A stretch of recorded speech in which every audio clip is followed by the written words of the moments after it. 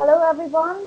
World Health Organization declared the coronavirus outbreak a global pandemic and the virus keeps spreading from countries even to continents. After China, Europe has become the epicenter of here we are in Hungary, in heart of Central Europe, and as I checked on the official website designed by the Hungarian government to specifically inform about the current situation, there are now 187 cases of coronavirus, 9 people died because of the virus, and 21 people responded to the treatment and recovered. Hungarian government declared a state of danger or state of emergency for on the 11th of March with the purpose of taking emergency action measures against the spread of coronavirus within the country. And now there is a law draft which proposes that the state of emergency should be extended until further notice. What does this mean? What awaits Hungary? How should we evaluate on the ongoing discussions about the state of emergency when it comes to preserving democracy in the country? At the other end of the line, I have Professor Zoltán Vörös. He is teaching at the Department of Political Studies at the University of Pécs in Hungary. Dear Professor, thank you so much for your participation. Thank you very much for inviting me into this discussion. I briefly mentioned the numbers to give our audience an idea about what's going on, what's the recent situation in Hungary with the coronavirus spread. One of the first steps taken by the government was to close borders like many other countries did. And people seem to be panicking, especially where there are foreigners or foreign students studying. How do you evaluate the response to coronavirus outbreak in Hungary in the whole of the country? I mean, I don't mean only the government, but also the people, the reaction. Going to start with the government because obviously that's quite interesting to see how the government reacted on this. And what we could see in the region is that not just Hungary, but many other governments in Central and Eastern Europe were quite fast in introducing new measures in order to prevent this big scale consequences, learning from the Italian cases. So I'm not saying mistakes in Italy, but obviously everything what we could learn from these Western European cases is that we have to act fast. We have to make decisions fast. And in that case, Hungary was among the Central Eastern European countries who were really acting fasting. So introducing the state of emergency on the 11th of March, basically just a week after we had the very first 2 cases. So I would say that when it's about the official government reaction, that was fast. When it's about the people, we could follow everything what was happening in China, in Asia, and then in Western Europe. So we had an idea about what is going to happen or what might come into Hungary as well. And what happened in the supermarkets and in the shops, you mentioned also that we had a panic. I would be a bit more cautious about it because, yes, many started to buy up many things. So obviously those food products which are necessary for a quarantine, for example, were missing from the shops for only a few days. But let's say when it's about the toilet paper, and you know that globally we had this toilet paper panic. In Hungary, that was not really an issue. So we could see that in the UK, in Australia, in the US, they were buying up all the toilet papers. We were buying up sugar, pasta, and milk, and those products which we can use for a longer time of period. So I would say that preparation was there from the society as well and from the people of Hungary. Plus, there was a fear as well, a general fear that what shall we or what should we do? Not really because of the coronavirus, which is also there, but because of the economic consequences. So many lost their jobs because of closing down factories and different economic sectors. So that really hit Hungary as well, among all the other countries. So we can see that in Europe, that's a big issue right now. That's an issue in Hungary as well. There were a few days when still the government also criticized citizens still walking on the streets, going into parties and so on and so on. But I can say that slowly they started to understand that this social distancing is really important to flatten the curve and to avoid this high number of cases, which is you mentioned the numbers are lower than in the neighboring countries. So that's something which is good. On the other hand, also Viktor Orban, Prime Minister of Hungary, admitted that these are the official numbers, and probably unofficially there are much more infected in the country as well. Yes, we can only know as much as the test results are revealed, so we are continuing to follow what the official website of the government keeps sharing with us. So as you mentioned also, on the 11th of March, when the state of emergency was first declared by the government in Hungary, the duration was set to be 15 days, so 2 weeks. Now, there's a new law draft which was brought to the attention of the parliament, and it suggests that it should be extended. The state of emergency period should be extended until further notice, which means for an indefinite time. 4 NGOs came together and published a document demonstrating their assessment of the proposed law to extend the state of emergency and its constitutional preconditions. Namely, they were Amnesty International Hungary, Hungarian Helsinki Committee, Hungarian Civil Liberties Union, and Ötvös Károly Institute. So their claim is that this proposal will most likely to damage democracy in Hungary. As an academician working in the field of political science, what is your assessment? What is this proposal actually suggesting? So to begin with, maybe we should start with the proposal itself and what it contains. I would start first with this state of emergency, which we introduced on the 11th of March.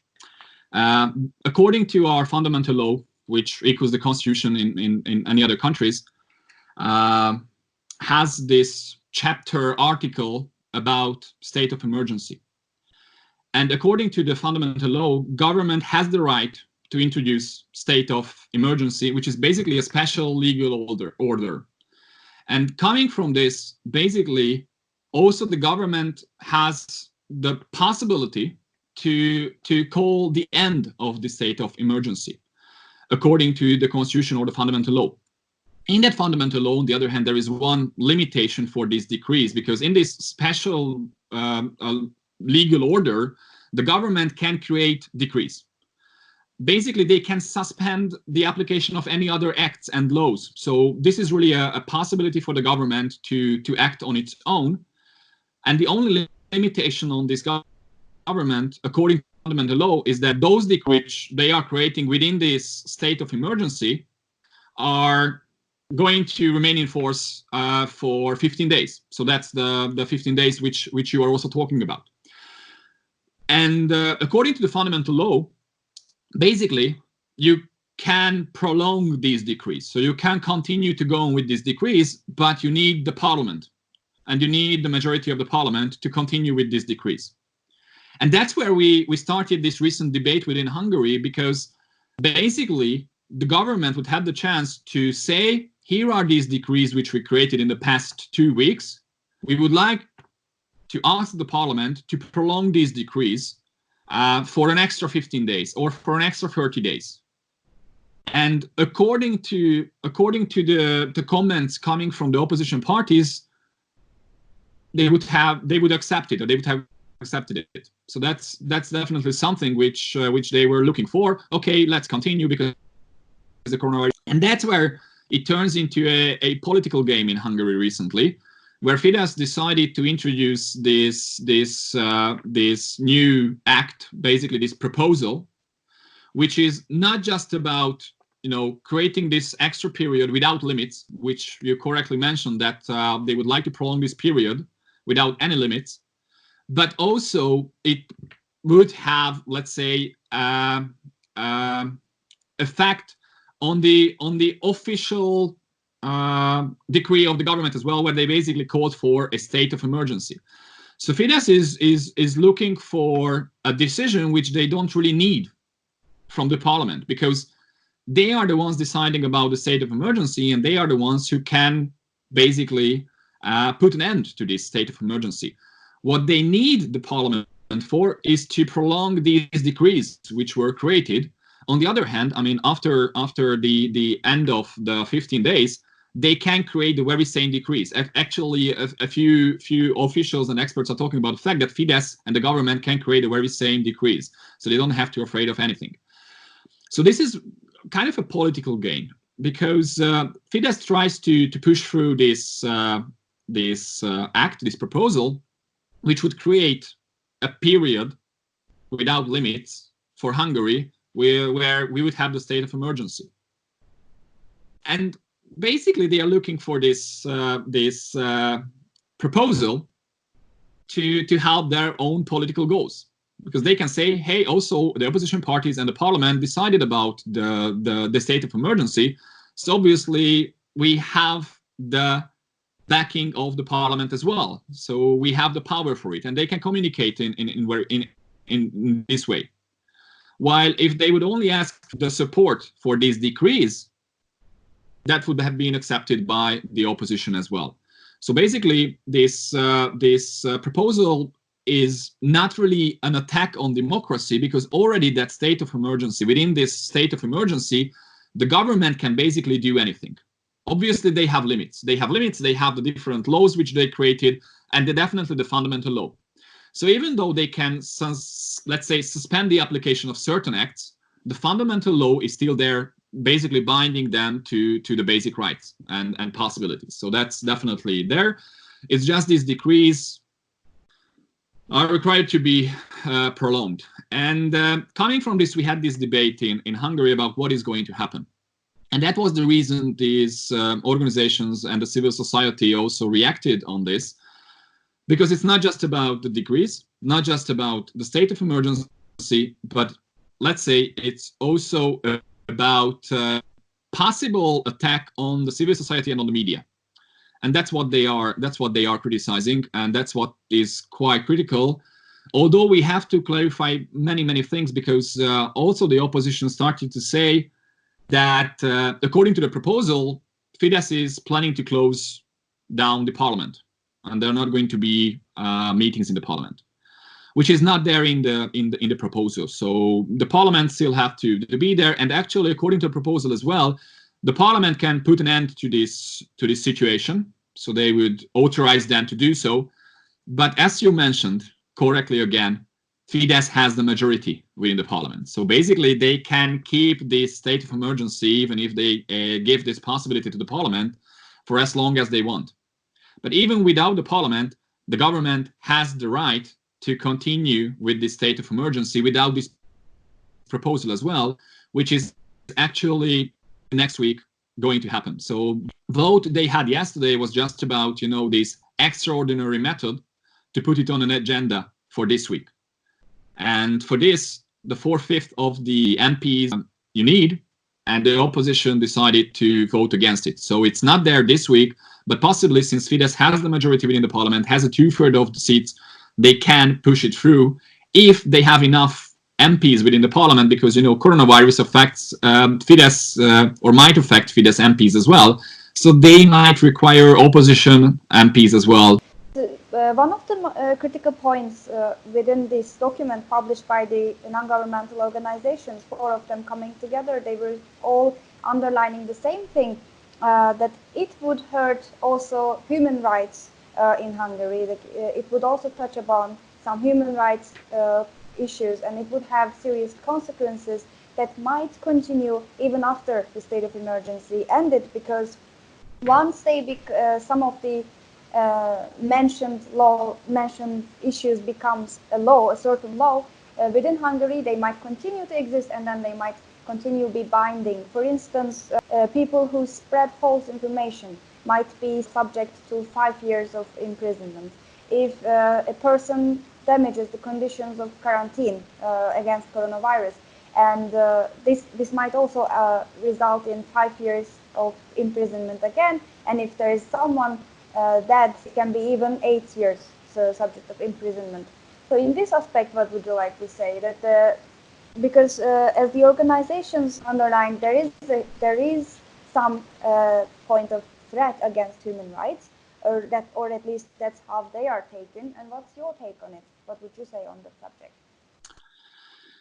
Yes, definitely. There is one segment of this law proposal which is alarming. And coming from this, it's totally understandable what these organizations are saying, coming from the previous years. So the attack on the civil society and on the media and media outlets coming from this, they have the idea that this would be a further attack on their independence. And what you mentioned about the fake news, basically it's not just about spreading the fake news, but according to, and that is the really, let's say, risky part of this proposal, basically saying that those might face up to 5 years in prison. So up to 5 years in prison, not just who are stating fake facts, so who are releasing fake news, but also who are introducing the fact in a way that it might block, and that's important, the effectiveness of the measures taken by the government, which might mean also that it's not fake news, but it's against the decisions made by the government. The government refuses to inform us about the location of the infected people. So we know the numbers, the altogether numbers, but we don't know in which cities, in which counties they are located. And according to this interpretation, they say that this is the way they can avoid panic, and in this way they can keep safety within all the cities and counties and in Hungary. And that is one interpretation. But many politicians and mayors, they don't really agree with this idea. And mayors recently, in the past few days, started to inform their citizens about the cases in their cities, which is in an interpretation is against the steps made by the government. So you can also interpret it in a way that it basically threatens the effectiveness of the measures taken by the government, which is quite risky. So it's up to law and up to how you're interpreting it. But this is really that part of the resolution of the law of the proposal, which is quite strange, especially because that proposal is about, that prolonging the period, the state of emergency, and then this extra added fake news part is not really connected to that proposal. In Hungary, it's usual to add different decisions into different other acts and proposals, not just the regional. We have a special word for it. It's lattice law, where we are basically indirectly making the law, adding different parts which are not really connected to that law. This is the case with the fake news part, or introducing facts in a way which are not really compared to, or not really go well with the government decisions. So that is I think is quite alarming.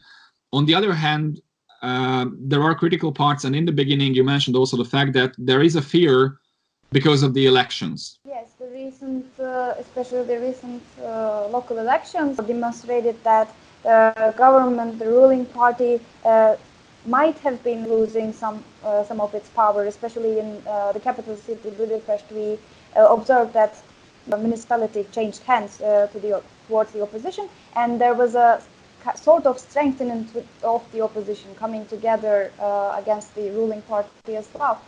And with these adjustments within the proposed law, as you mentioned, there's an aim of lowering the capacity of the opposition within the country. That's another topic that I think we should also touch upon. Yes, and this was the interpretation of the opposition parties as well, that in this way they might block elections. Although it's also important to mention that the resolution, first of all, this proposal first is talking about postponing and banning snap elections. So not local elections and not the general elections. Actually, they would take place in 2022, the next general election. So we still have time for actually 2 years for 2022 spring. But according to the fundamental law, it's not possible to postpone it in such way. So even though they do fear that in this way they might intervene into the elections as well and into the political situation, so far they only postponed these local snap elections, and they banned these local snap elections. And this is also not really unique in Hungary, because we could see that there were Western European countries as well where they decided to postpone elections because of the threat we are facing right now.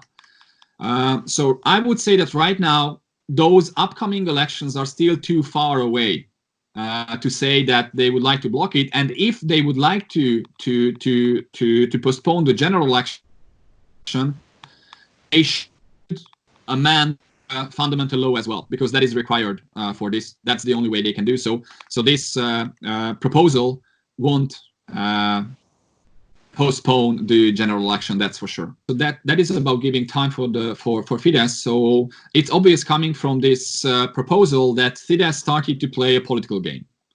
Fidesz started to